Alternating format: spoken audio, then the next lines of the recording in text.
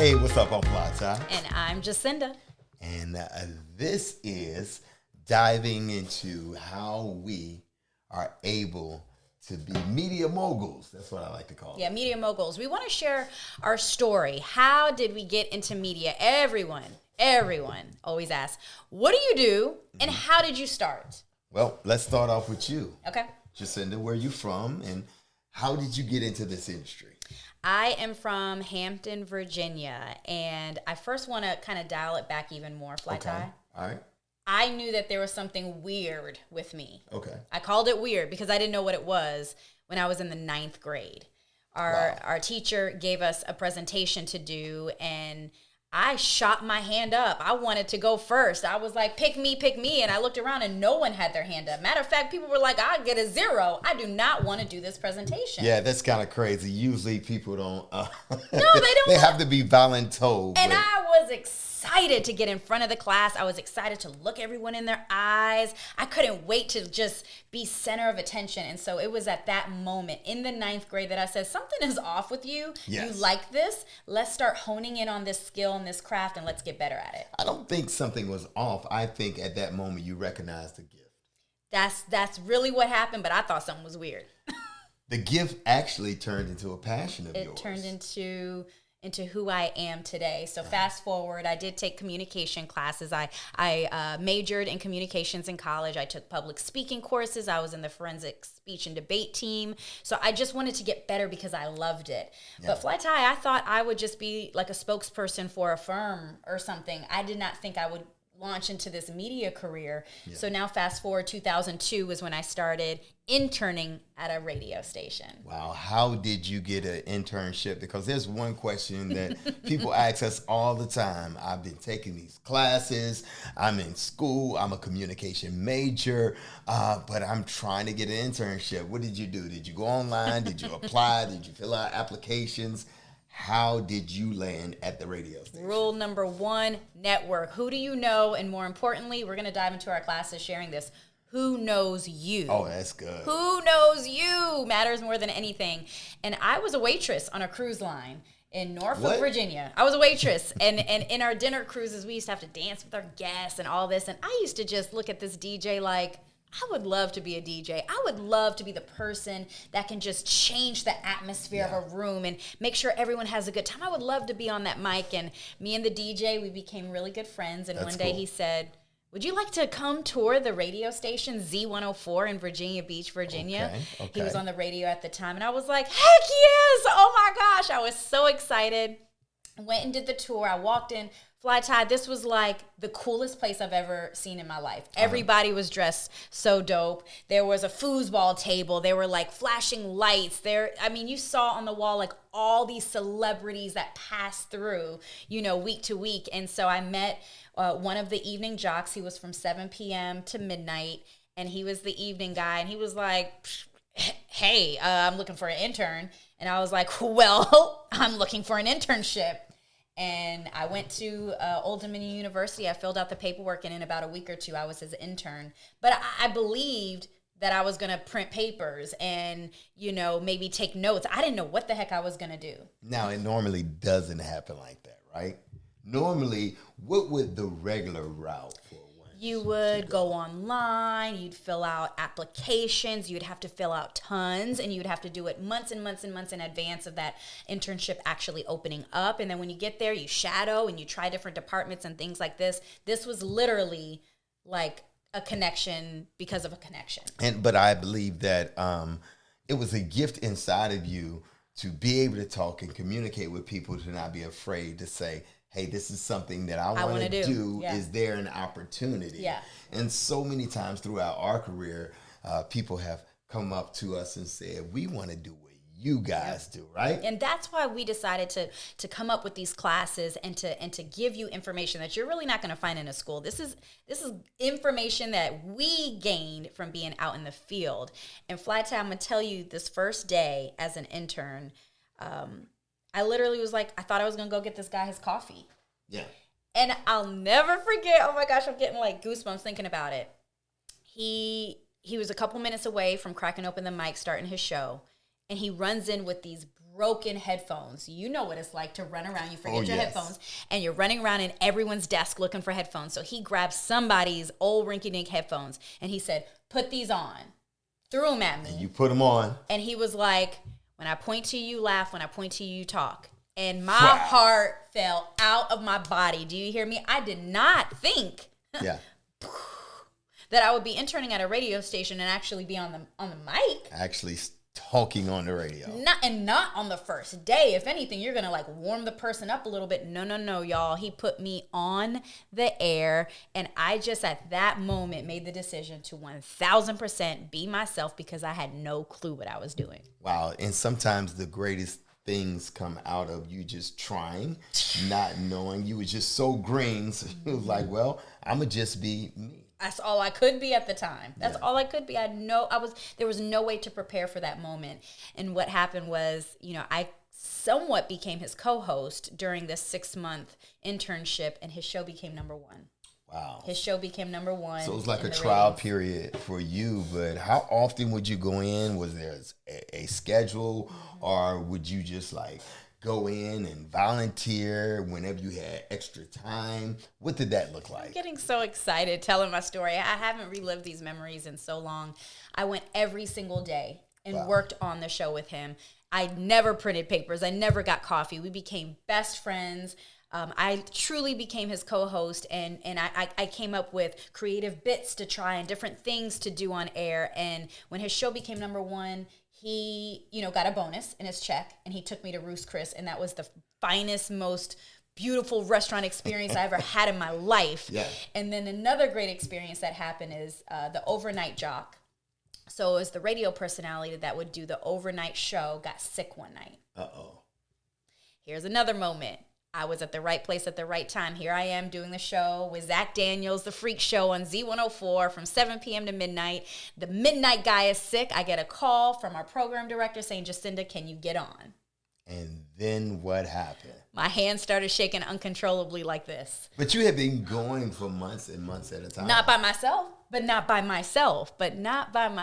So now I had to come up with the content myself. And what was happening, Fly Tie, only you could really understand this. Yes. It would be 2 o'clock hour, 3 o'clock hour, and my break that I had just previously recorded, 500 times trying to get it right, pre-recording this break, I was coming up against the time. Like the time was chasing me down.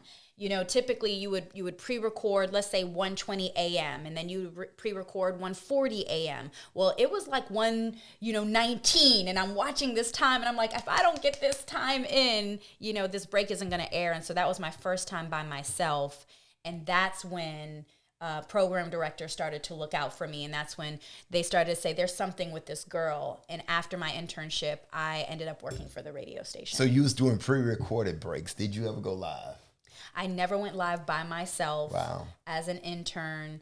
I only worked on the Zach Daniels show. That's so funny because you just brought me back to a moment. I remember I would pre-record my show, but I started out doing morning shows, and we was always live. So when I was on in the evening, I would pre-record a show, but I ran out of time.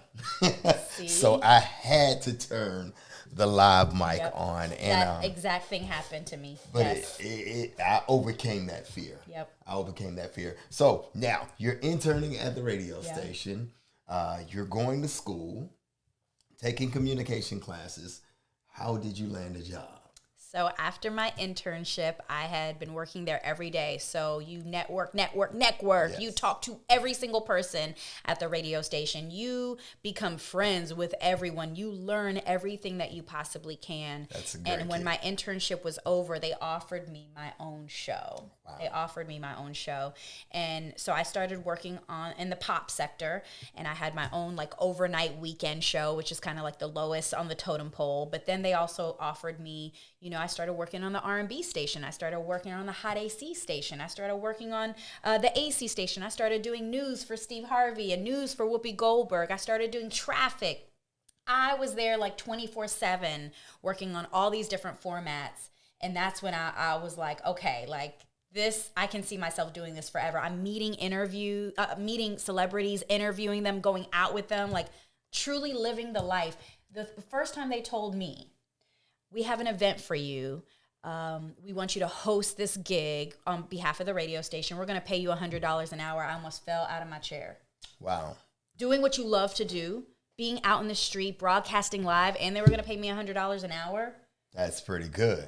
Lost my mind. People don't make $100 an hour now. So while you was doing this internship, Jacinda, was you getting paid for the internship? The internship was free. However, I did receive credit at Old Dominion University for it. Okay, because a lot of people will not take advantage of opportunities unless they're getting paid. But I believe that you saw the bigger picture, right? And saying a free internship will lead to a paid job. Yes. And that's exactly what happened with you. All right, so now you have this overnight shift, and you're working all around the clock all the time for these celebrities like Whoopi Goldberg and Steve Harvey, who has these syndicated shows. So you was the local personality on these radio shows. How did your career progress from there? So I want to also paint this picture for you too. I was a full-time student at Old Dominion University. I lived in Hampton, Virginia. Virginia Beach is where I worked at the radio station. This is easily a 45-minute drive through a tunnel, so you would have to leave an hour and a half just to get there, and I would need to be there at 4 or 5 o'clock in the morning.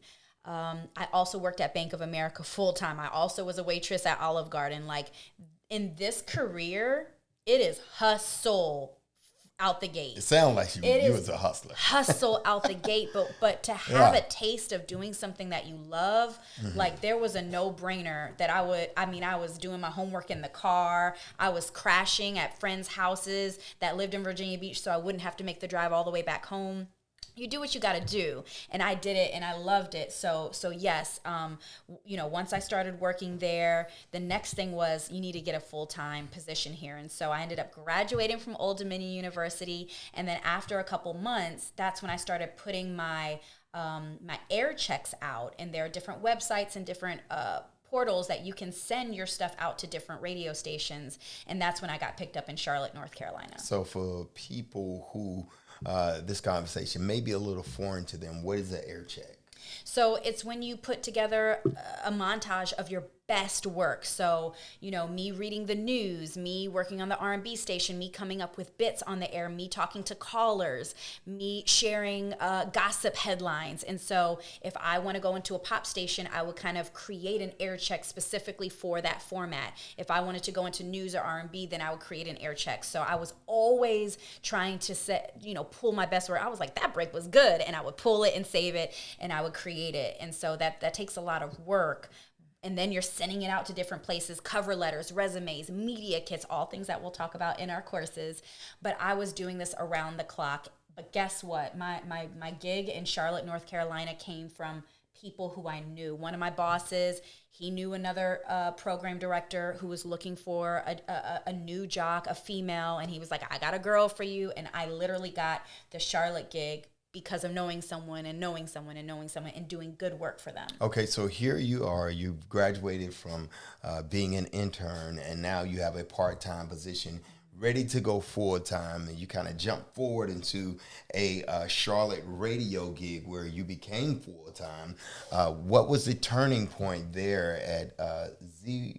Z104. Z100 is the number one station in New York City. Is the number one. Z104. I was Z104, yeah. Z104. Yeah, what was the turning point where you left that station and ended up in Charlotte, North Carolina? I will be very honest. This is a vulnerable moment right here. But what happened was I was in negotiations to becoming full-time at Z104. And what happened was there was a school that came and did a tour. And the full-time, one of the full-time jocks was pointing at the board and telling a lot of things. She was like, I don't even know what half these buttons are. I don't even know, what a lot of this stuff is. And I did. I knew it all. I was running remotes out of the boards. I was doing bits out of I knew everything. And I had been waiting for months for them to hire me full-time as they promised they would. And all I was noticing is that they were moving around full-timers to take on more responsibility, but they weren't moving me up. And at that moment when I said, there's a full-timer sitting here, she's been here for years, she doesn't know all of this information, but I do. That's at that moment, I stood on my worth and I stood on my value, and I sent in my notice to say thank you so much for the years that I've been here. Thank you for the experience. At this point, I'll be moving on and looking for a job elsewhere. And so I put in my notice, and then that's when I really went hard and sending out my air checks and putting my feelers out to getting a full-time job. But one thing that you did that I love that you said, you began to network, right? 1,000%. I always say your network is your net worth, and I love that you said it's not what you know, but oftentimes it's who you know, or better yet, who knows you. So someone put in a great word for you, recommended you for the Charlotte job, and what happened? Did you get the call? What happened? So I was actually pursuing an opportunity to move to Miami, Florida, which is where I'm from. And I was like, let's get into television. You know, I knew that this industry excited me so much. And so I went out there, I found a townhome, I found like a job just to kind of get me going. Yeah. And I was standing in the U-Haul line to get my U-Haul truck to move to Miami, Florida, and I got a call from a 704 number in Charlotte, North Carolina, and it was the program director saying, hey, we've interviewed you and a lot of other candidates. If you want this job, it was a Thursday, if you want this job, you'd have to be here ready to go on air Monday morning. Do you want it? I'm standing in this U-Haul line to move to Miami that weekend. You had to make a choice. Oh, I got goosebumps. And I made the choice right then to pack up my little Honda Accord and to move to Charlotte, North Carolina to do radio full time. That is by an myself. amazing story. So a full-time opportunity in the number 26 market, which is a bigger market than Virginia, the Virginia area. So now you're moving. Now, is it your own show? Is it a part-time opportunity? Well, you just said full-time opportunity. Did you go solo or did you work with an ensemble? Tell us about that experience. Yes, I'm so excited. I was able to work for 96.1 The Beat, the Brother Fred's AM Mayhem with Jacinda, with David L. and Jacinda is how they said it. I was a producer for the show, and I was also the female jock. So my job was all gossip, to share Jacinda with the sleaze. And so we would show up at 4 or 5 o'clock in the morning. I was kind of always a little bit later than probably like 5:30. We would go on at 6 a.m. from 6 to 10, and it was the crew. That was the crew and the family. We were all young. We were all so excited to be in radio together, and we did that for 3 years. Now, you're talking about being a co-host. Many people know what that means, but what does a producer in radio do? So you had dual responsibilities. Yeah, so my job was really 24/7. Just because you're not on air doesn't mean you're off. I was always looking for stories, always looking for ideas, always looking for conversations to create. So, we would come up with something trendy or some current event, and then we would create dialogue. And all of us would have to be very, very opinionated in choosing a side. Whether I believed it or not, I would have to sometimes represent another group. So for example, I'll say, like, should all women do the laundry? It's a women's chore. So all of us would kind of choose, maybe the men would say, yeah, I think I'm going to go with women should do the laundry. And I would go with the opposite, and we would all debate, healthy debate, or argue, whatever you want to say, and then take callers and just make it really fun and conversational. I love that. So Which how women long should not have to always do the laundry, by the way. So you are here in Charlotte, North Carolina on the radio every morning. Instantly you became a local celebrity. Yeah, right?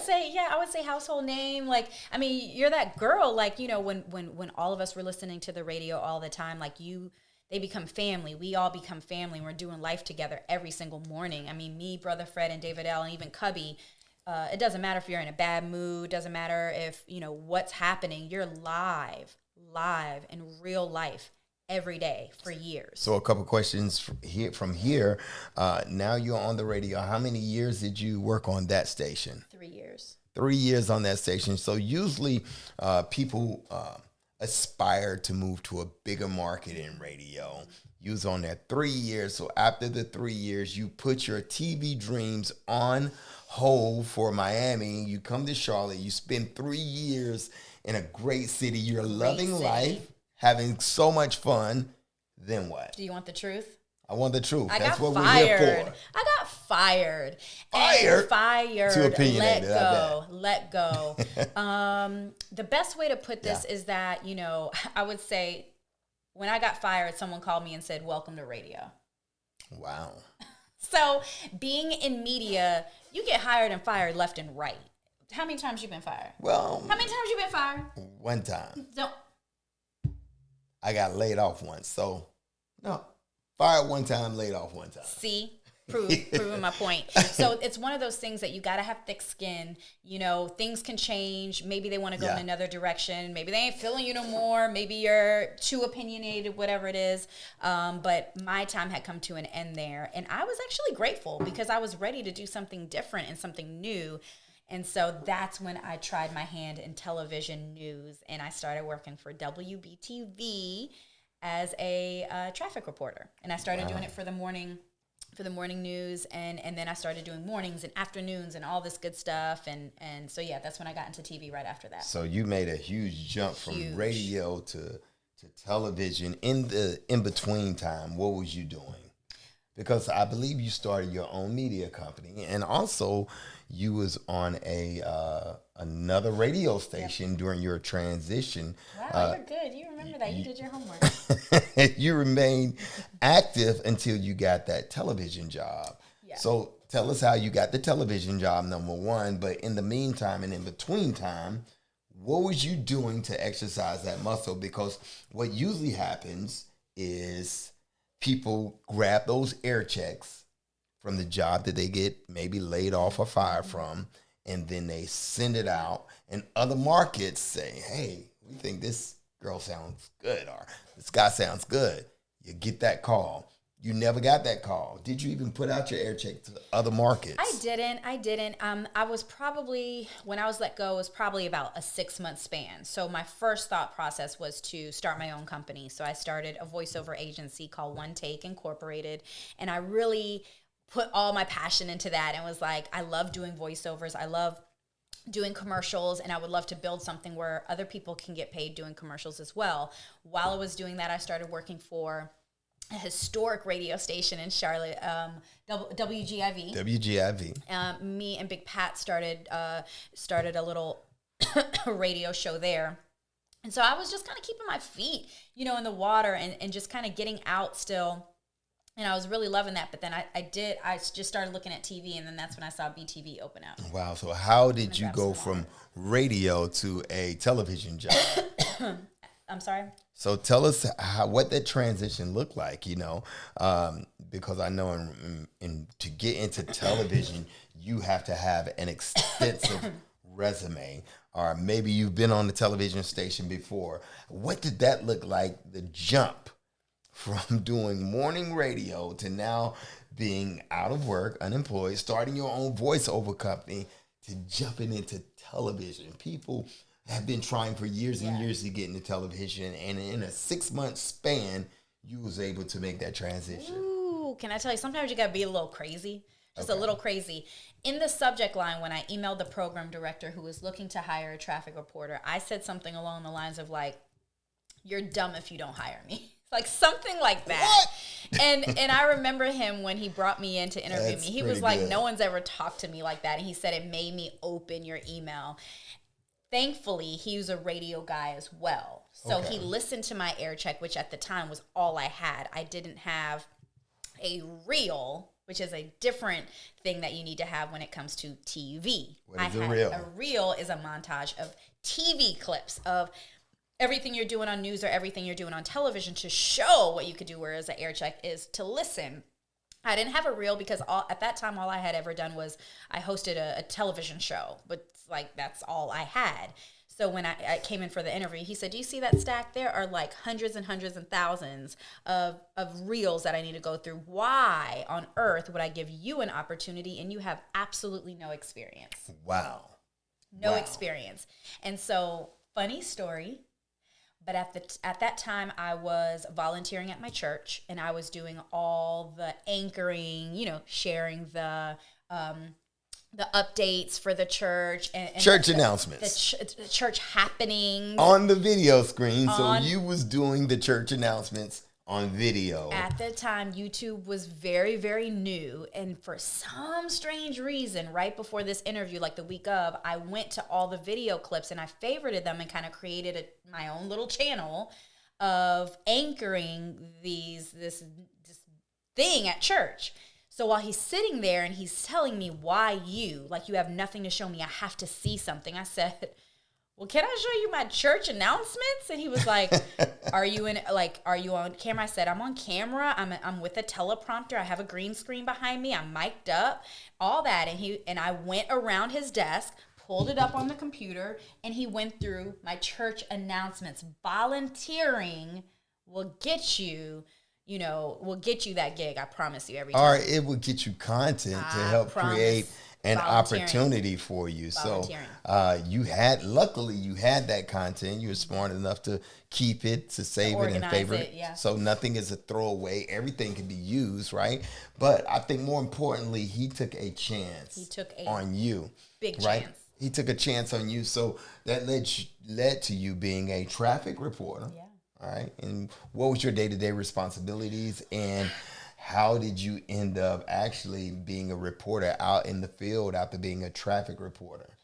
So being a traffic reporter means that I have to look up the accidents, the delays, the road closures, and be able to create a system for viewers to see where those blocks are and then be able to share them and communicate them.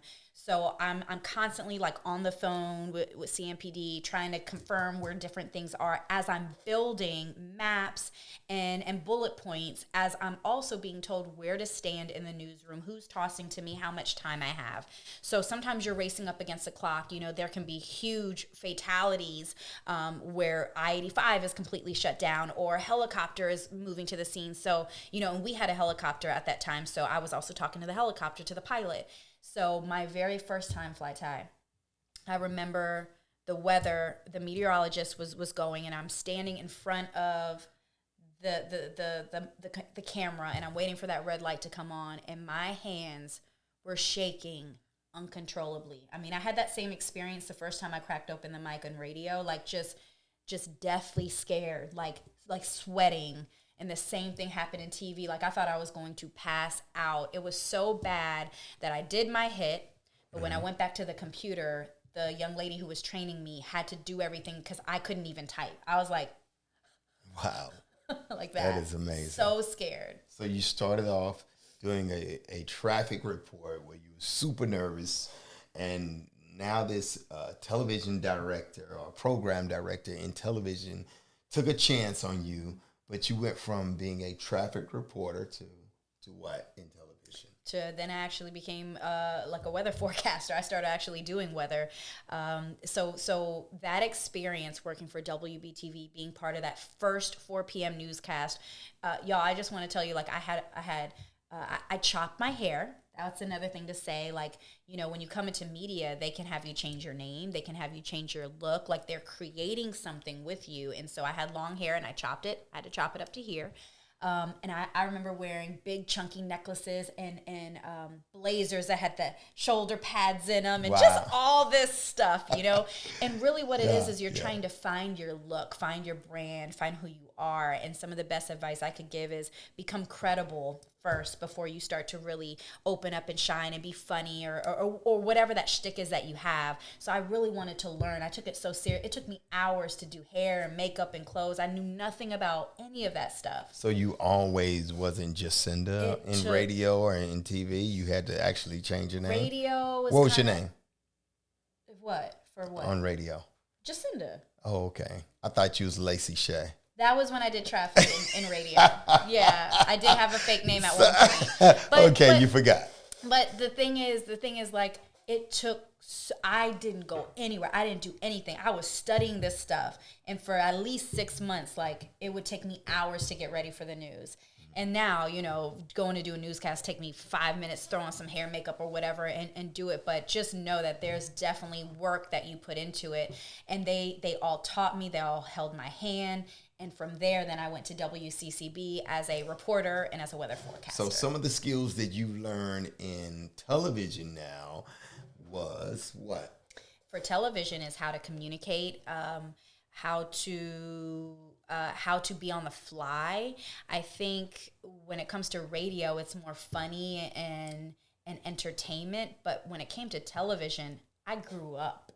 I became a woman, and things were more serious, and it's not as funny and just kind of whatever. Now, I still was able to bring that, which was great. My program director, or news director rather, was like, bring some of that, bring that. And so I was able to be lively and things like that. But I really had to grow up. So you was able to bring some of your personality that you was in radio to the television forefront now. But practical skills like listening to a director in your earphones, or maybe reading a teleprompter. People don't know that sometimes you're actually reading a script, but it looks like you're talking to the viewer, but you're actually reading. Yeah. Some of those practical skills that you learned. Yeah, traffic was all ad-libbing, but there were a lot of times that they would say, we're going to put in a VO, so a voiceover, or VOSOT, which is a voiceover over sound on tape. So now people can see kids going to the grocery store, and you are actually reading through the teleprompter. So these were new skill sets that I didn't have prior to that. I was just kind of thrown into, and you start practicing. I had to start doing different. I had to use the system that they have to write in different stories of things that I was doing or promoting. We did I did stuff for Bojangles at the time, I remember, and that was something new for me. But definitely writing, reading, researching, being able to talk to different professionals, being able to gather and research and investigate the information that the viewers needed. So you're kind of like I would like to say a Renaissance woman who's good at everything, okay? Or trifecta. Okay, maybe that's a better word. Meaning, you've talked about radio, where you can actually hear a person, but you can't see them. Mm-hmm. Now you move into the television realm. Some things may be pre-recorded or live. So now you're doing a television show. We can see you and hear you, but talk about the third aspect. How did you go into doing live events? Because we know you as an author, as a public speaker, one who hosts events. Talk about how you became an MC, a host, and all that good stuff. And that's what I'm saying. Like, I just love media so much, which is why me and Fly Tie wanted to create this space where we could share our stories and also give you insight and give you knowledge and the tools that you need, because we really have covered every single piece. I was a columnist for many years. You was a writer as well. I was a writer, which, speaking about the ninth grade, they called my father in and said that I probably wouldn't graduate or move on to the next grade because I couldn't write. So at one point in my life, I couldn't write. But then in the next phase of my life, it took about 3 years, but I ended up writing Uniquely Qualified, which became a #1 Amazon bestseller in like 6 different categories. So, the writing aspect, let's write, let's create, but then also hosting. Hosting, you always host in this field. So I was hosting in radio, hosting different clubs, different events. Television, same thing. We were doing live, live appearances. And then I've always loved to host. And at one point I had a dream I wanted to host galas. I wanted to be a keynote speaker. I wanted to host, huge fundraisers or silent auctions. And so that space is really where I think, Fly Tie, you blend both worlds. You have radio to where you can ad-lib and have fun and bring entertainment. Mm-hmm. But then you also have that professional side where you know how to deliver the sponsors or to really get out the important, pertinent information that needs to be shared in a professional manner to bring in the millions of dollars this organization needs, or to be able to share or bring out this huge national keynote speaker that's coming out. So it blended experiences and talent from both industries that really made taking hosting to the next level. And I feel like, man, we ace hosting. So I believe I hit everything.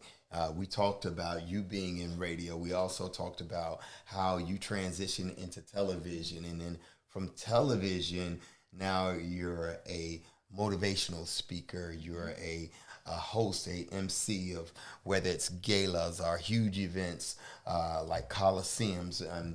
You've done it all. Yeah. So talk about a little bit about your career in traveling as a host or doing live events. I will say, at the beginning of your career, it's hustle. You want to learn everything. And I think a lot of times, especially when I'm speaking to our young people, that's when I'm like, you're being very picky. You're saying, I need to make this much money, or I'm only going to do X.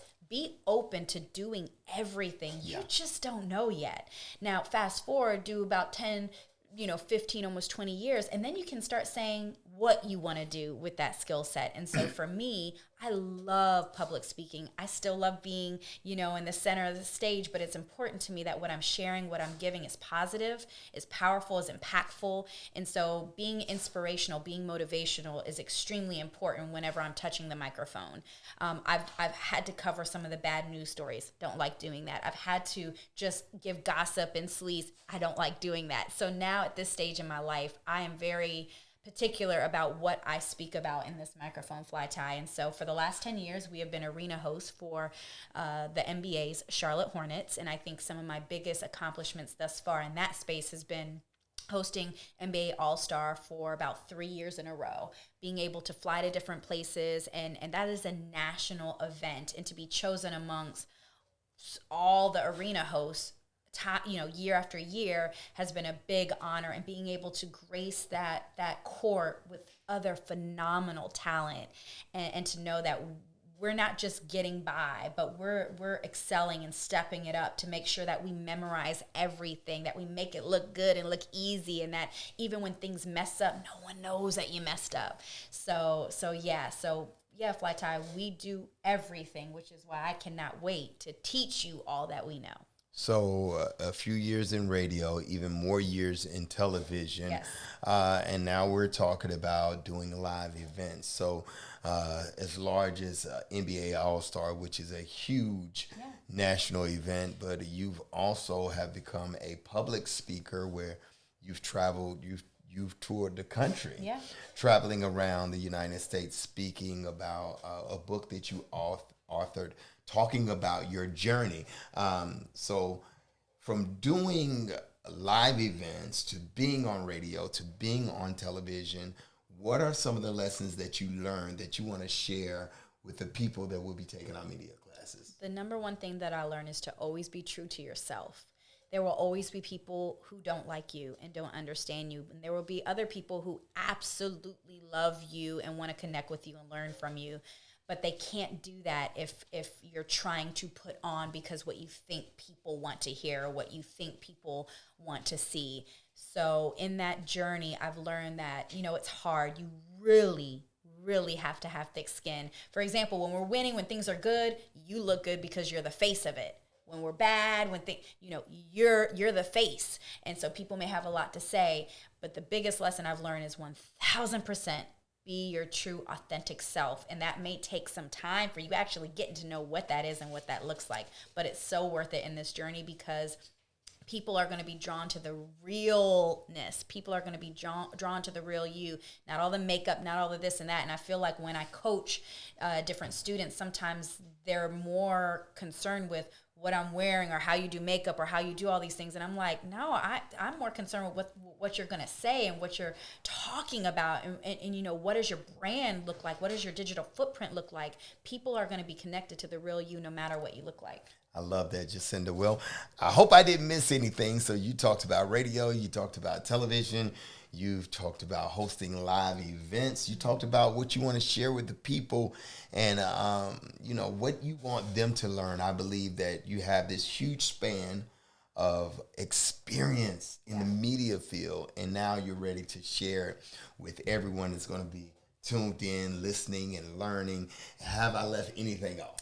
I will just say we're excited to walk alongside you in your media journey. I mean, it could be anything.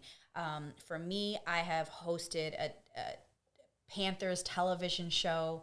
I have worked for the NBA, hosted tons and tons and tons of events, small and extremely large, keynoted, which is probably my absolute favorite thing, is to keynote and to memorize huge, long speeches, whether it's an hour or 2 hours long. Like, what does that look like? How do you do it? And so I hope that you learned something from my story, and I hope that me and Fly Tie can help you truly pursue yours. So we're excited for what these media classes will do for you. Thank you guys so much for tuning in. Well, you're very qualified, from being a writer, from blogging to writing Blogging to too, yeah. being on the radio to also, I mean, media. This Podcasting. is a field full of endless possibilities. Yeah. So it was nice to get to know you, Jacinda, and hopefully you can share that wealth of knowledge with everybody that's going to be tuning in. Thank you for sharing your story.